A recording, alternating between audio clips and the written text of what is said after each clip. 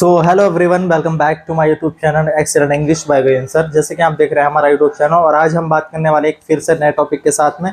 आज का जो हमारा टॉपिक रहेगा, जैसे कि हमें पता है हम सीख रहे थे टेंसेज, और हम जो है पास्ट हमारा चल रहा था। पास्ट में हमने सीखा था पास्ट इंडेफिनिट टेंस और पास्ट कॉन्टिन्यूअस टेंस। तो उसी क्रम में आज हम बात करेंगे थर्ड पास्ट परफेक्ट टेंस के बारे में। आज हम सीखेंगे past perfect tense. Past perfect tense क्या होता है, उसकी क्या पहचान होती है, उसको कैसे बनाया जाता है।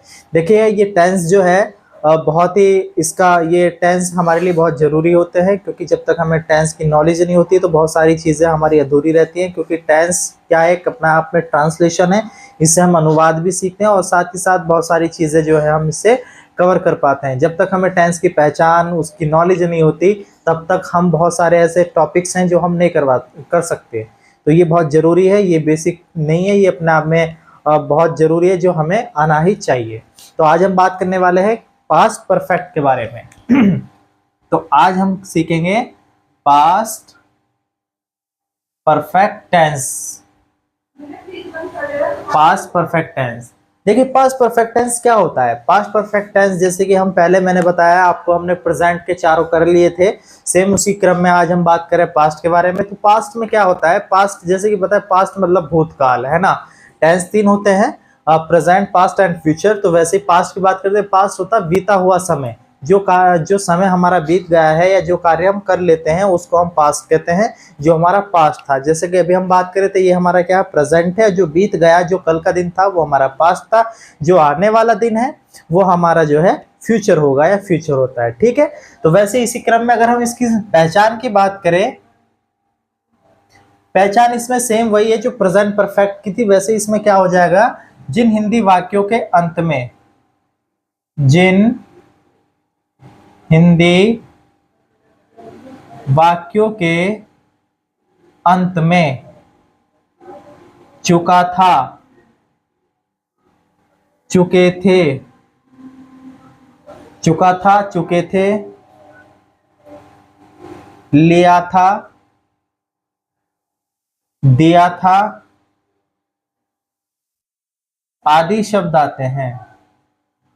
आदि शब्द आते हैं, ठीक है। ये हमारी हुई पास्ट परफेक्ट टेंस की पहचान। इसमें क्या होता है कि जिन हिंदी वाक्यों के अंत में चुका था, चुके थे, लिया था, दिया था, इस तरह के जो शब्द आते हैं वो क्या होता है, हमारा पास्ट परफेक्ट टेंस कहलाता है, ठीक है।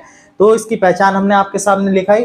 अब बात करते हैं अनुवाद के नियम। देखिए अनुवाद के नियम में क्या होता है, आपको पता ही है। अनुवाद के नियम के अंतर्गत आता है आपके नंबर्स, वचन, एक वचन और बहुवचन।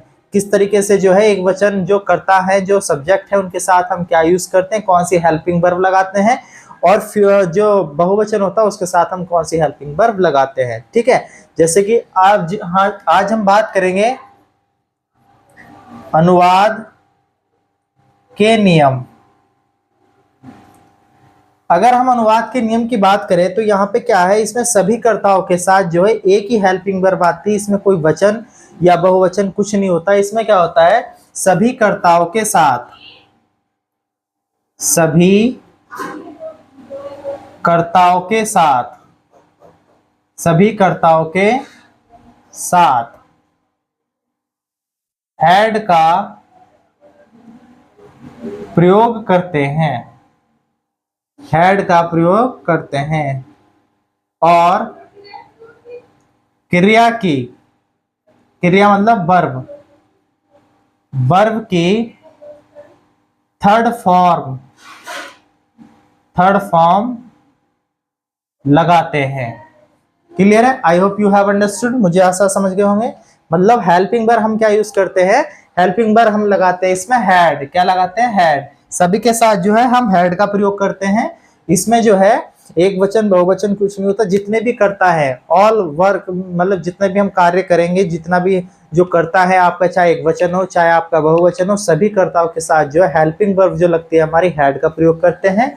जैसे एग्जाम्पल मैंने लिखा, मैं काम कर चुका हूं, मैं काम कर चुका था, मैं काम कर चुका था। इसी क्रम में दूसरा सेंटेंस मैंने लिखा, तुम खाना खा चुके थे। या फिर इसी क्रम में तीसरा सेंटेंस लिखा, उसने किताब पढ़ ली थी। ठीक है, ये हमारे क्या हुए, ये हमारे अफर्मेटिव, कौन सा है ये, अफर्मेटिव सेंटेंस, अफर्मेटिव सेंटेंस। ये 3 सेंटेंस आपके सामने हिंदी के जो दे रखे हैं, ये कैसे बनेंगे मैं आपको बना करके बताऊंगा, किस तरीके से 1 बाय 1 करके आपके सामने। जैसे कि यहाँ पे लिखा हुआ कि मैं काम कर चुका था, तुम खाना खा चुके थे, उसने किताब पढ़ ली थी। तो आप यहाँ पे देख पा रहे होंगे सभी हिंदी वाक्यों के अंत में चुका था, चुके थे, लिया था, दिया था, ये चीजें देखने को आपको मिल रही है। मतलब साफ ये है कि इसमें हम जो है कार्य कर चुके हैं, जो हमने कार्य कंप्लीट कर लिया है। हम जैसे कि मैंने कहा कि मैंने यहाँ पे लिखा, तो मैंने कहा मैं लिख चुका था।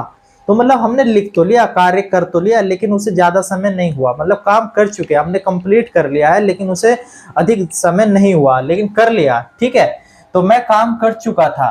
तो अभी क्या है, अगर हम इसको इस सेंटेंस बनाना है तो हम क्या करेंगे, सबसे पहले मैंने आपको बताया सभी सेंटेंस का एक ही रूल है, कोई भी सेंटेंस बनाए सबसे पहले अंग्रेजी आती है कर्ता की, जो स्टार्टिंग में है, जो सब्जेक्ट है।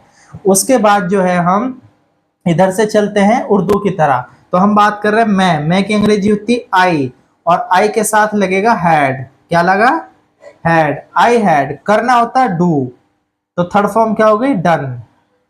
The work, done the work, work मतलब काम। I had done the work, क्या बना सेंटेंस हमारा, I had done the work. तो सिंपल सी बात है, सभी के साथ क्या यूज करना, हमें हैड का यूज करना है। ठीक है, तो सेम इसी तरीके से तुम खाना खा चुके थे, तो you had eat, third form क्या हो गई, eaten the food, you had eaten the food. इसी तरीके, इसी क्रम में उसने किताब पढ़ ली थी, तो ही, उसने मतलब ही, उसने ही, उसे ही। इस तरीके से अगर शुरू में आ रहा है, उसे आ रहा है, उसने आ रहा है, वह आ रहा है, तो उसी की अंग्रेजी क्या लगेगी, ही।